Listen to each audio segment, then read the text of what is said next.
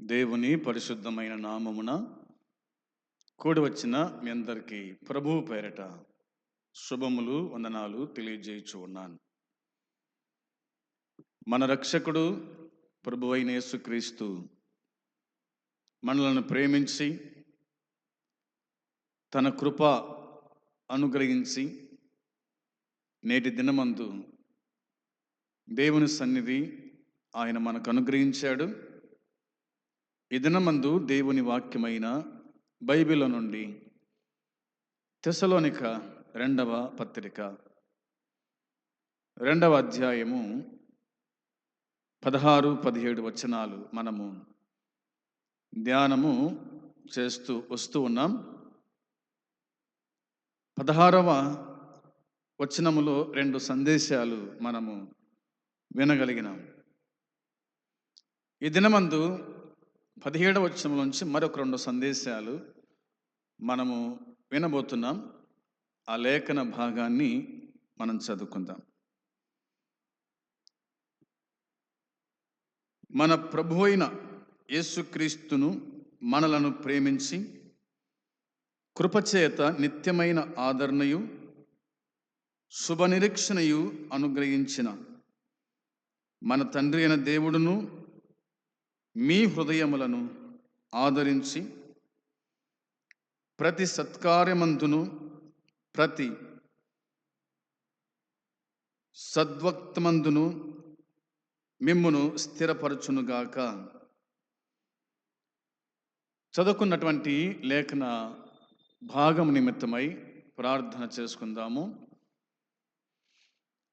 ప్రేమగల తండ్రి, పరిశుద్ధుడైన దేవా, నీ పరిశుద్ధమైన పాదములకు వందనాలు, స్తోత్రాలు, కృతజ్ఞతలు, స్తుతులు చెల్లించుకుంటున్నాం. గత దినమంతయు కూడా మమ్మలను కాచి కాపాడిన దేవుడవు, మరొక నూతన దినం, పరిశుద్ధ దినం మీరు మాకు అనుగ్రహించినందుకై కృతజ్ఞతాస్తుతులు, స్తోత్రాలు చెల్లించుకుంటున్నాం. కూడి వచ్చిన వారిని దీవించి ఆశీర్వదించండి. నీ వాక్యం చదువుకుని ఉండగా వాటిని దీవించు తండ్రి. పాపికి రక్షణ, విశ్వాసికి ఆదరణ కలిగించండి. నీ దాసులమైన మాకు హెచ్చరిక అనుగ్రహించి దర్శించండి. దినదాసుని మరుగుపరచండి. మీరే మాట్లాడమని యేసుక్రీస్తు నామములో ప్రార్థించుచున్నాము తండ్రి, ఆమేన్. 17వ వచనములోని ఒక మాట నేను మీకు జ్ఞాపకం చేద్దాలంచుచున్నాను. మన తండ్రి అయిన దేవుడును మీ హృదయములను ఆదరించి. తండ్రి అయిన దేవుడు ఆదరించువాడు. మిమ్మలను ఆదరించును అన్నాడు. ఆదరించును. గత దినం గుడిక మనం ఇదే వాక్యం చదువుకున్నాం. కృపచేత నిత్యమైన ఆదరణ అని. కృపచేత నిత్యమైన ఆదరణ. ఈ దినమందు మీ హృదయములను ఆదరించును లేదా ఓదార్చును. ఓదార్పు ఏ విషయంలో ఓదార్పు? ఏ విషయంలో ఆదరణ? బాధల్లో ఉన్నప్పుడు, ఇబ్బందుల్లో ఉన్నప్పుడు, కష్టాల్లో ఉన్నప్పుడు, దుఃఖములో ఉన్నప్పుడు, రోగముతో ఉన్నప్పుడు, దిగులుతో ఉన్నప్పుడు అలాంటి వారికి కావాలి ఆదరణ. అలాంటి వారికి కావాలి ఓదార్పు. ఒకవేళ ఇంట్లో ఎవరైనా చనిపోతే, లేదా భర్తను భార్యను చనిపోతే వారికి కావాలి ఓదార్పు. మన ఇంట్లో మన కుమారులు, కుమార్తెలు చనిపోతే వారికి కావాలి ఓదార్పు. అవునా? మనం ఎరిగిన వాక్య భాగమే. యేసుక్రీస్తు ప్రభువారు మరియ మార్తల ఇంటికి వచ్చినాడు. ఆ ఇంటిలో మరణం. లాజరు చనిపోయినాడు. లాజరు సమాధి చేయబడ్డాడు. ప్రభువునకు కబురు పంపారు, కానీ ఆయన రాలేదు. 4 దినములకు ఆయన వచ్చాడు. మార్తను ఓదార్చినాడు, మరియను ఓదార్చినాడు, సమాధి కాడికి పోయినారు, లాజరును బతికించినాడు. వారి కుటుంబానికి ఆదరణ, వారికి ఓదార్పు ప్రభు అయిన యేసుక్రీస్తు అనుగ్రహించినాడు. అదే కోణములో యాయీరు కుమార్తె చనిపోగా వారి ఇంటికి వెళ్ళి వారిని ఓదార్చినాడు. ఒకే కుమారుడు, భర్త చనిపోయినాడు, కుమారుడు చనిపోయినాడు. విధవరాల్ని ఓదార్చినాడు, అనగా తన కుమారుని బతికించి ఓదార్చినాడు. ఇట్లా చెప్పడబోతే పేతురు ఇంటిని ఓదార్చినాడు. పేతురు అత్త జ్వరముతో ఉండగా ఆమెను బాగు చేశాడు, ఓదార్చాడు. 18 ఏళ్ళ నుంచి రక్తస్రావంతో ఉన్నటువంటి స్త్రీని ఆయన ఓదార్చినాడు. పాపములో ఉన్న వారిని ఆయన ఓదార్చినాడు. దేవుని ఓదార్పు మనకెంతైనా అవసరం. దేవుని ఆదరణ మనకెంతైనా అవసరం. ఈ లోకములో ఆదరించు వాళ్ళు ఉండొచ్చు, ఓదార్చు వారు ఉండొచ్చు, కానీ అన్నిటికి మించి దేవుని ఓదార్పు విశ్వాసులమైన మనకు, సేవకులమైన మనకు ఎంతైనా అవసరం. కాబట్టే మన తండ్రి అయిన దేవుడు మీ హృదయములను ఆదరించి అన్నాడు. హృదయాలను ఆదరించువాడు అనేది మనకు అర్థమవుతుంది. ప్రియమైన వాళ్ళారా, పౌలు మాటలను మనం చూద్దాం. కొరింథీయులకు రాసిన 2వ పత్రిక 1వ అధ్యాయము 3-4 వచనాలు చదువుదాం. కొరింథీయులకు రాసిన 2వ పత్రిక 1వ అధ్యాయము 3-4 వచనాలు. కనికరము చూపు తండ్రి సమస్తమైన ఆదరణను అనుగ్రహించు దేవుడు, మన ప్రభు అయిన యేసుక్రీస్తు తండ్రియునైన దేవుడు స్తుతింపబడునుగాక. దేవుడు మిమ్మును ఏ ఆదరణతో ఆదరించుచున్నాడో ఆ ఆదరణతో ఎట్టి శ్రమలో ఉన్న వారినైనను ఆదరించుటకు శక్తిగల వారమగునట్లు ఆయన మా శ్రమ అంతటిలో మమ్మును ఆదరించుచున్నాడు అని వ్రాయబడి ఉంది. కొరింథీయులకు 2వ పత్రిక రాస్తూ పౌలు వారిని ఆదరించినట్టుగా, లేదా ఆదరించే దేవుడు మనకున్నాడు అని చెప్పినట్టుగా మనం చూస్తాం. మన తండ్రి అయిన దేవుని నుండి అన్నాడు 2వ వచనంలో. కనికరము చూపు తండ్రి అన్నాడు. దేవుడు అనగా కనికరము చూపేవాడు, కరుణించేవాడు, దయ చూపేవాడు. సమస్తమైన ఆదరణను అనుగ్రహించు దేవుడు, సమస్తమైన ఆదరణను అనుగ్రహించు దేవుడు.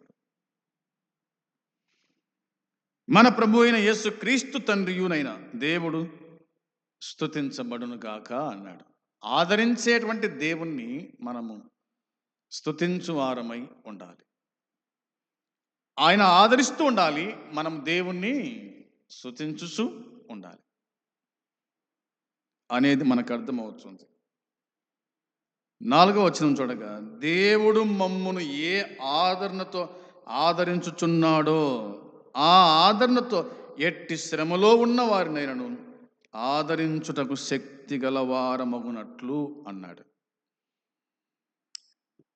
వినండి, ఎట్టి శ్రమలో ఉన్న వారినైనను అన్నాడు. ఎట్టి శ్రమలో ఉన్న వారినైనను ఆదరించు దేవుడు. ఎట్టి శ్రమైనా ఆ శ్రమలో ఉన్న వారిని దేవుడు ఆదరిస్తాడు. మనం ముందే చెప్పుకున్నాం, శ్రమలు పలు రకాలుగా ఉంటాయి. అవునా? శరీరపరంగా ఉన్న శ్రమలు వేరు, ఆత్మపరంగా ఉన్న శ్రమలు వేరు. శరీరానికి శ్రమలు మామూలే. ఈ మట్టి దేహంతో ఉన్నాం కాబట్టి దీనిలకు, ఈ మట్టి శరీరానికి మోకాలు నొప్పులు ఉంటాయి, నడుము నొప్పులు ఉంటాయి, తలనొప్పి ఉంటుంది, గుండె జబ్బులు ఉంటాయి, కిడ్నీ సమస్యలు ఉంటాయి. అవునా? బీపీలు, షుగర్లు ఈ మట్టి శరీరానికి ఉంటాయి. దీన్ని బట్టి ఆదరణ కాదు, దీన్ని బట్టి ఆదరణ కాదు. కానీ మనం చదువుకున్న ముందే హృదయములను ఆదరించు దేవుడు అని. హృదయాన్ని ఆదరించే దేవుడు అనగా మనసును ఆదరించే దేవుడు అనేది జ్ఞాపకం చేస్తుంది వాక్యం. అలా చెప్తూ ఇట్లా అన్నాడు, ఆ ఆదరణతో ఎట్టి శ్రమలలో ఉన్నవారు నేను. అంటే ఒకవేళ సువార్త పరంగా శ్రమ పడుచున్న వారిని దేవుడు ఆదరిస్తాడు. సువార్త పనిలో ఎన్నో కష్టాలు, ఎన్నో ఇబ్బందులు, ఎన్నో ఇరుకులు, ఎన్నో సమస్యలు, బయటి వారి ద్వారా, లోపటి వారి ద్వారా, శత్రువు ద్వారా, ఇలాంటి సమయంలో దేవుడు ఆదరిస్తాడు అనేది మనకు అర్థమవుతుంది. తర్వాత మాట మనం చూడగా ఇలాగా వాక్యమే చెబుతున్నమాట, ఆయన మా శ్రమ అంతటిలో మమ్మును ఆదరించుచున్నాడు. పౌలు ఎన్ని శ్రమలు పొందినాడో మనం ఎరుగుదాం, ఎన్ని శ్రమలు పొందాడో మనం ఎరుగుదాము. అన్ని శ్రమల గుడక పౌలును ఆదరించిన దేవుడు కొరింథీ సంఘస్థులకు ఆయన ఆదరిస్తాడని హెచ్చరిక చేశాడు. లేదా వారికి చెప్పాడు, నాకు తోడై ఉండి నన్ను ఆదరించిన దేవుడు మీకు తోడై ఉండి మిమ్మల్ని కూడా ఆయన ఆదరిస్తాడు అనే మాట తను గుర్తు చేశాడు. 5వ వచనం చూడగా ఇలా ఉంది, క్రీస్తు యొక్క శ్రమలు మా యందు ఎలాగూ విస్తరించుచున్నాయో అలాగే క్రీస్తు ద్వారా ఆదరణయు మాకు విస్తరించుచున్నది. శ్రమలు విస్తరించకొద్దీ దేవుని ఆదరణ కూడా విస్తరిస్తుందంట. సేవా పరిచర్యలో శ్రమలు విస్తరించిన కొలది దేవుని ఆదరణ కూడా అంతగా విస్తరిస్తుంది. శ్రమలలో తోడై ఉన్న దేవుడు, పరిచర్యలో తోడై ఉన్న దేవుడు. 6వ వచనం, మేము శ్రమ పొందినను మీ ఆదరణ కొరకును రక్షణ కొరకును పొందుచున్నాము అన్నాడు.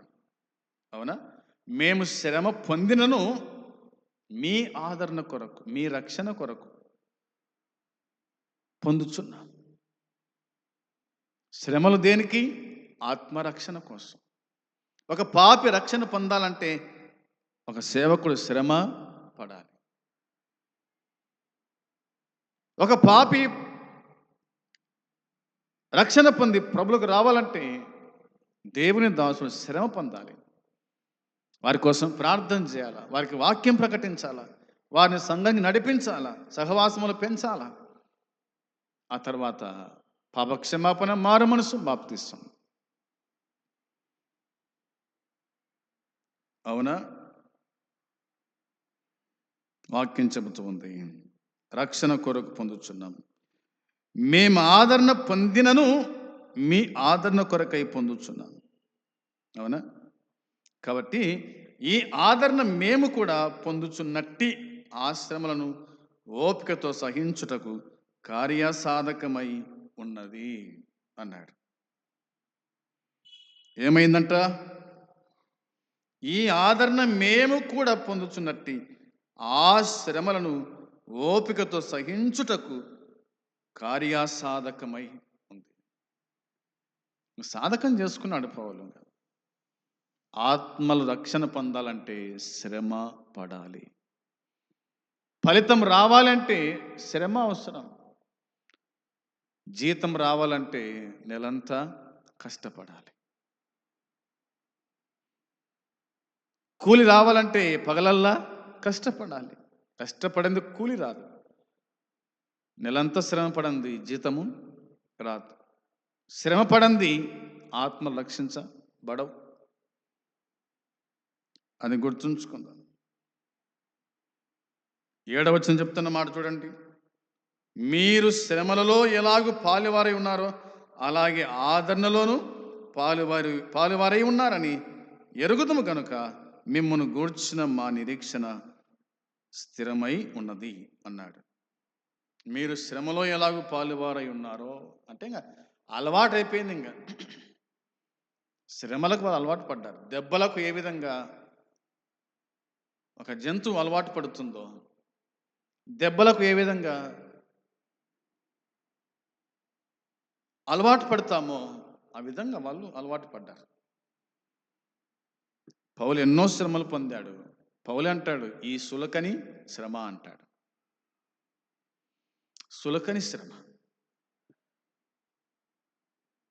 కాబట్టి మీరు పాలువారై ఉన్నారు, అలాగే ఆదరణలోను పాలువారై ఉన్నారని ఎరుగుదాం.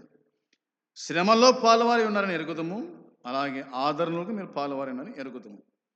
మిమ్మల్ని గూర్చిన మా నిరీక్షణ స్థిరమై ఉన్నది అని జ్ఞాపకము చేసినట్టుగా దేవుని వాక్యం చెబుతూ ఉంది. ఇంకా చాలా ఉన్నాయి. ఒక మాట చూద్దాం చూడండి. 7వ అధ్యాయము కొరింథీ 2వ పత్రిక 7వ అధ్యాయము 6-7 వచనాలు. తీతు రాక వలన అయినను దీనులను ఆదరించు దేవుడు తీతు రాక వలన మమ్మును ఆదరించెను. తీతు రాక వలన మాత్రమే కాకుండా అతడు మీ అత్యభిలాషను, మీ అంగలార్పును నా విషయమై మీకు కలిగిన అత్యాసక్తిని మాకు తెలుపుచు తాను మీ విషయమై పొందిన ఆదరణ వలన కూడా మమ్మను ఆదరించను గనుక నేను మరీ ఎక్కువగా సంతోషించి తిని అన్నాడు 7వ వచనంలో. దీనులను ఆదరించు దేవుడు అన్నాడు. దీనులను ఆదరించు దేవుడు.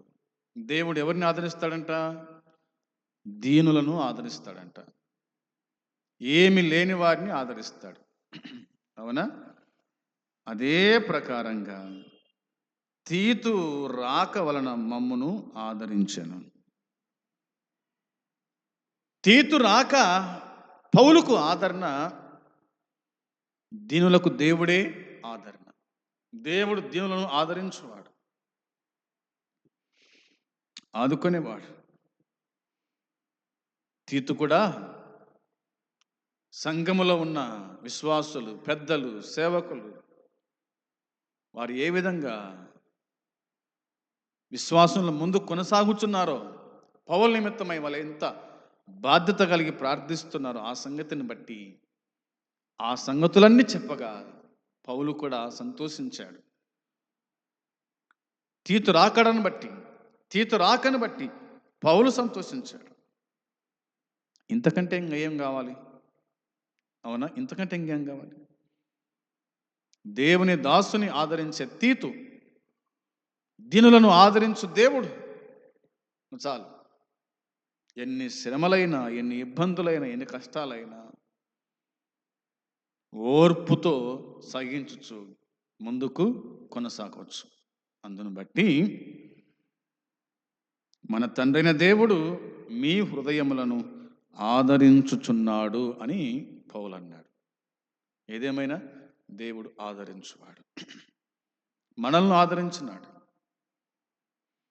మనల్ని ఓదార్చినాడు.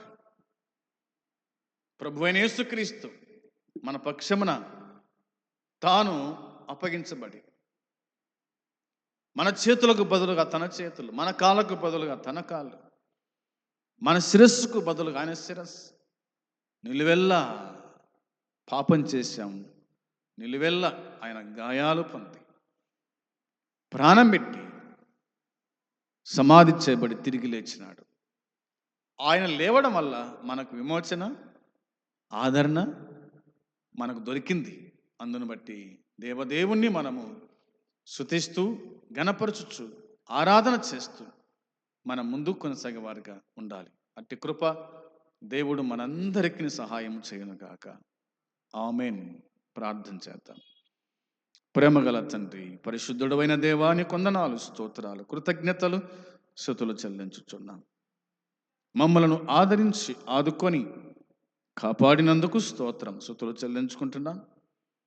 ఈ వాక్యము చేత ఎందరైతే ఆదరించబడ్డారో వారిని అందరిని దీవించండి, ఆశీర్వదించండి.